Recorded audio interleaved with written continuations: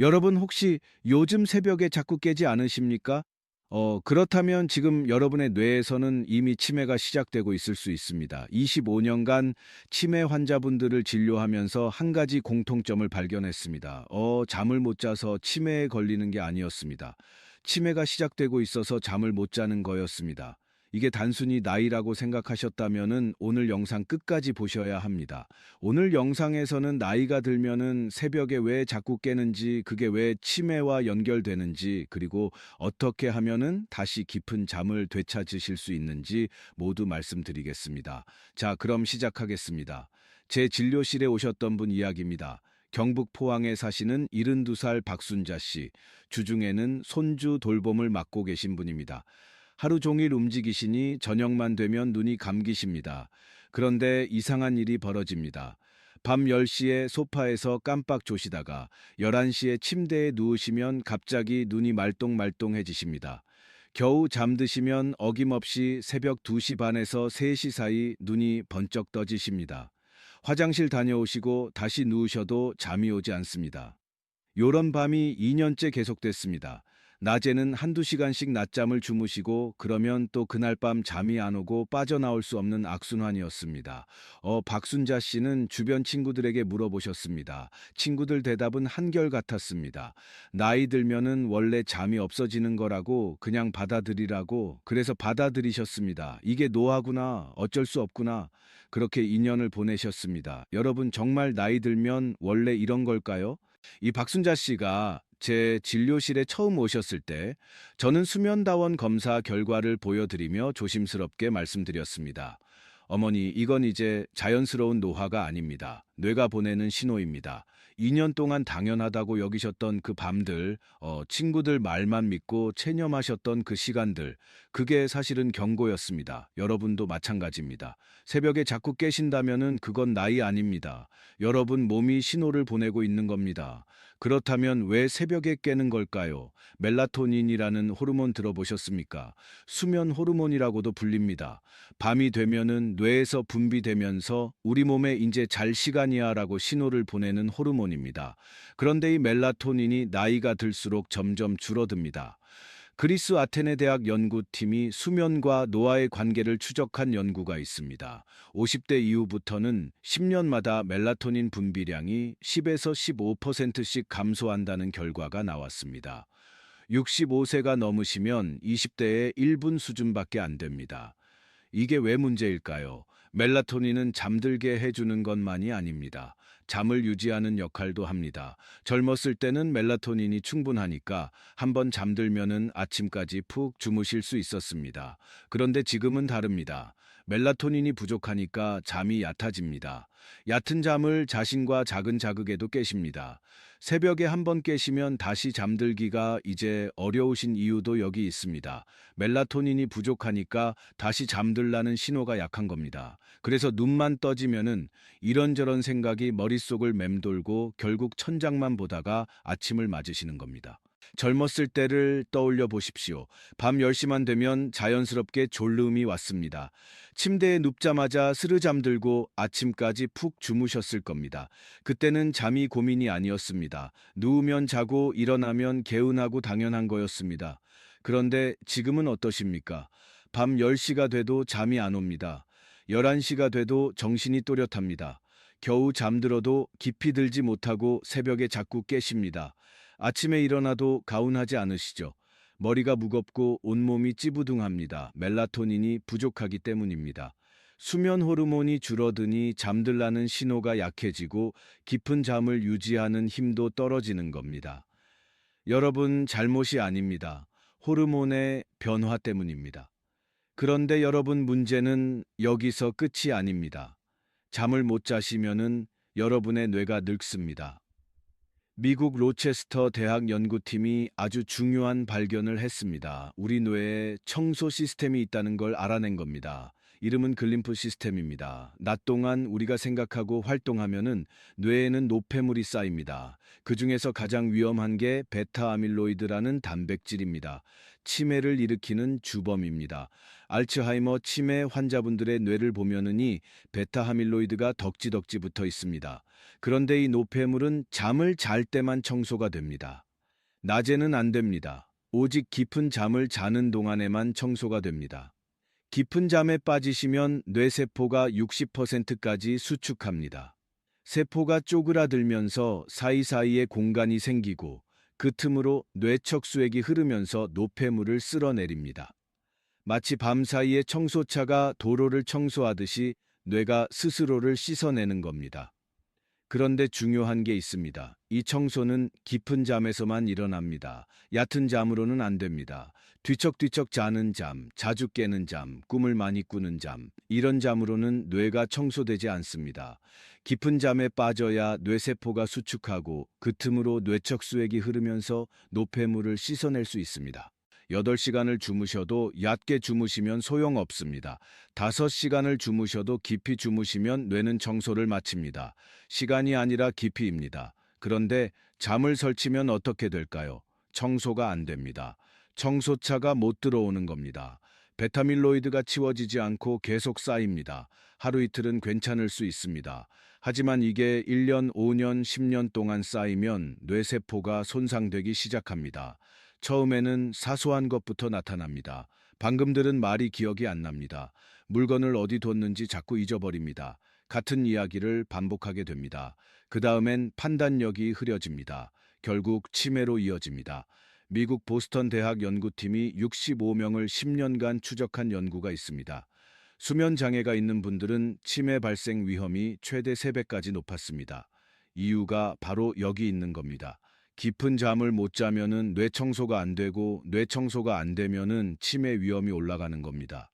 그런데 많은 분들이 이걸 그냥 넘기십니다. 나이 들면 원래 그런 거라고 이제 잠 좀 못 자는 게 뭐 대수냐고 그렇게 방치하시는 겁니다. 수면 문제는 단순히 피곤함의 문제가 아닙니다. 뇌가 보내는 경고입니다. 60세 이후에 불면은 뇌 건강에 적신호입니다. 잠을 못 자시면 뇌가 늙습니다. 잠을 잘 자시면 뇌가 젊어집니다. 그래서 저는 이호선 박사입니다. 환자분들께 항상 이렇게 말씀드립니다. 불면을 가볍게 보지 마십시오. 지금 관리하시면 늦지 않습니다. 하지만 너무 걱정하지 마십시오. 뭐 방법이 있습니다. 그 방법을 알려드리기 전에 먼저 절대 하시면 안 되는 것부터 말씀드리겠습니다.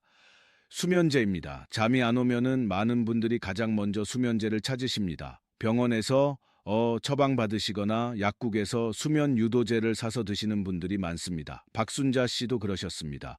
2년 동안 잠을 못 주무시니까 결국 병원에서 수면제를 처방받으셨습니다. 처음엔 효과가 있는 것 같았습니다. 약을 드시면 눈이 감기고 아침까지 누워 계실 수 있었습니다. 그런데 이상한 일이 생겼습니다. 아침에 일어나도 개운하지 않으셨습니다. 머리가 멍하고 온종일 몸이 무거웠습니다. 낮에 더 졸리셨습니다. 그래서 또 밤이 되면 약을 드시고 이 악순환이 반복됐습니다. 박순자 씨만 그런 게 아닙니다. 많은 분들이 같은 경험을 하십니다. 약을 먹으면은 잠은 드는데 왜 아침이 개운하지 않을까 이유가 있습니다. 수면제를 드시면은 잠든 것 같지만은 실제로는 회복이 안 되는 겁니다. 특히 벤조디아 제열 수면제가 문제입니다.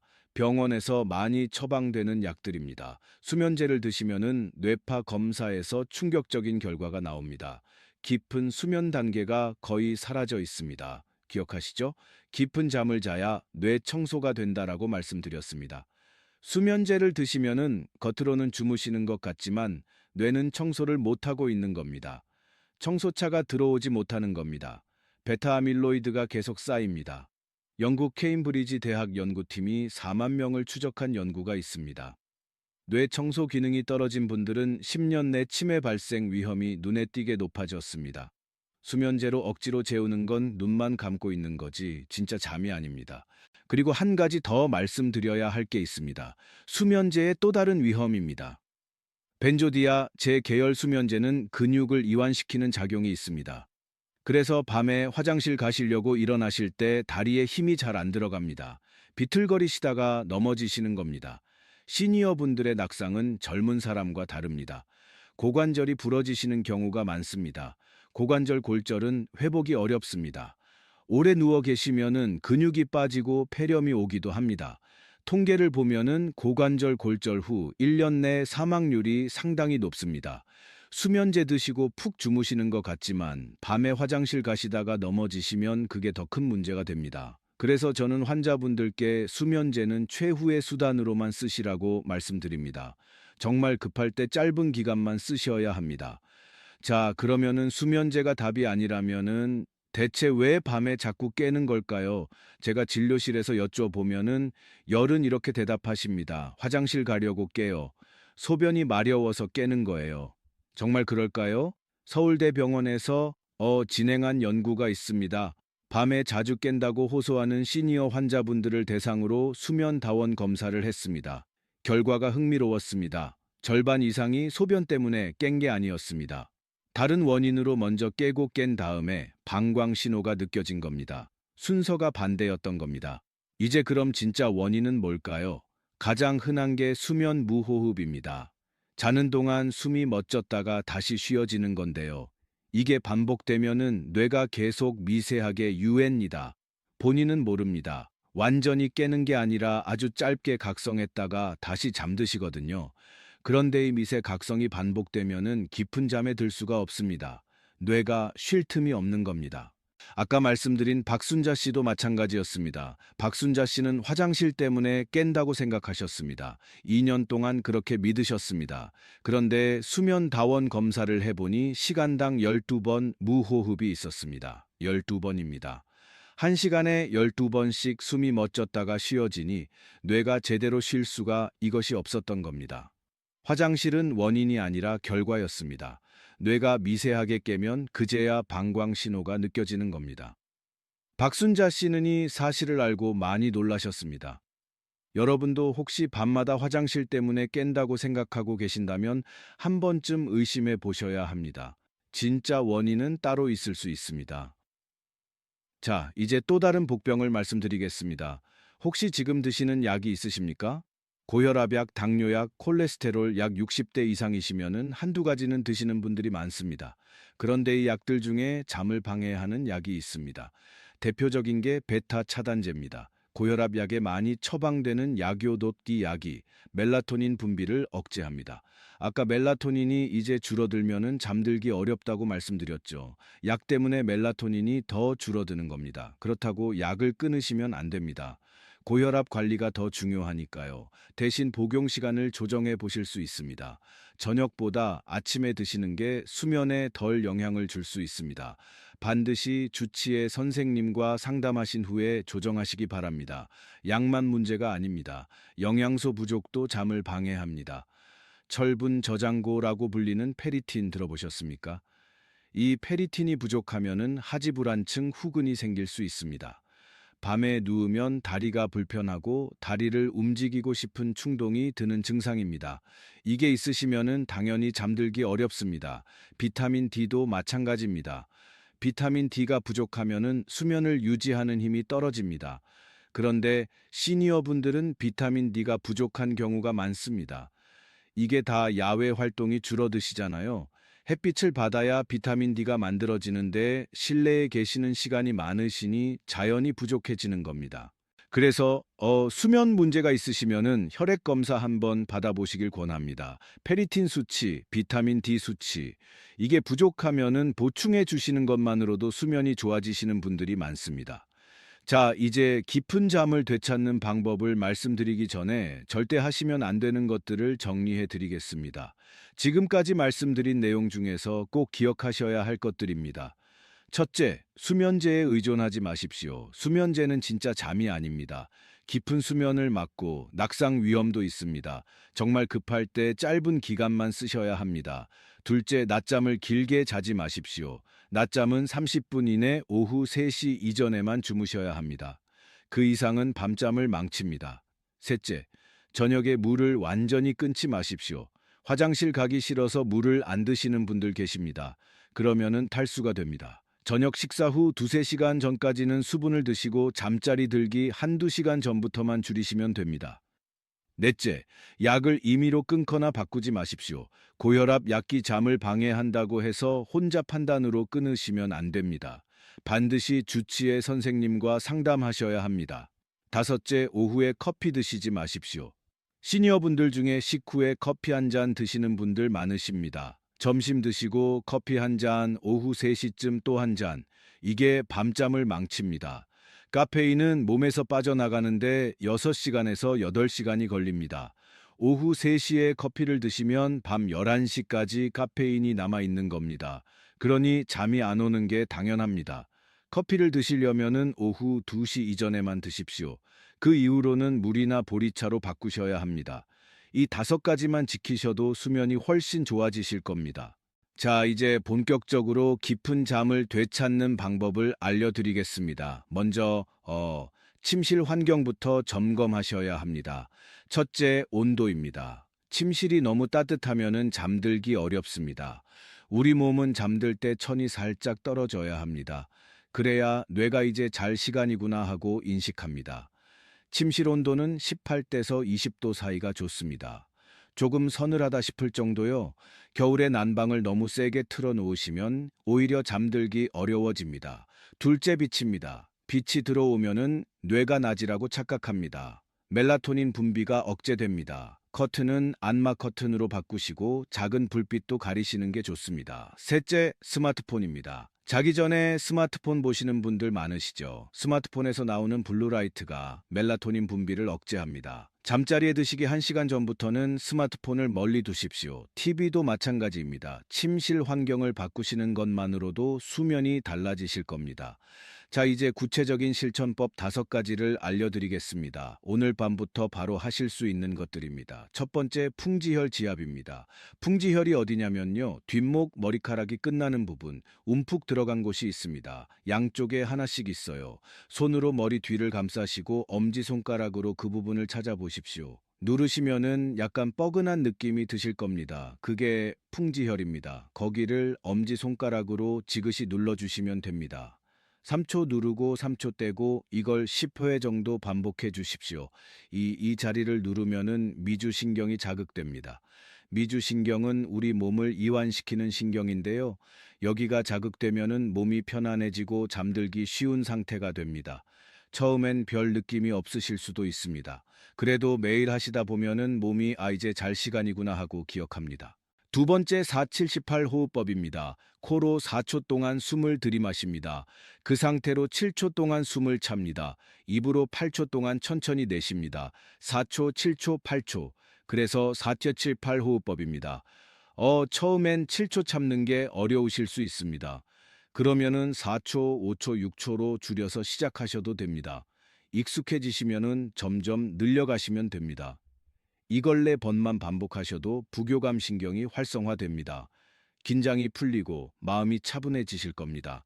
세 번째, 아침 햇빛 15분입니다. 밤에 멜라토닌이 잘 나오려면은 낮에 세로토닌이 충분해야 합니다.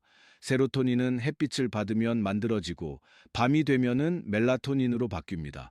그러니까 아침에 햇빛을 받으시면 밤에 잠이 잘 오는 겁니다. 타이머를 맞춰 놓는다고 생각하시면 됩니다.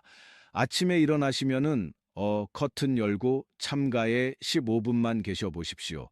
밖에 나가셔서 산책하시면 더 좋습니다.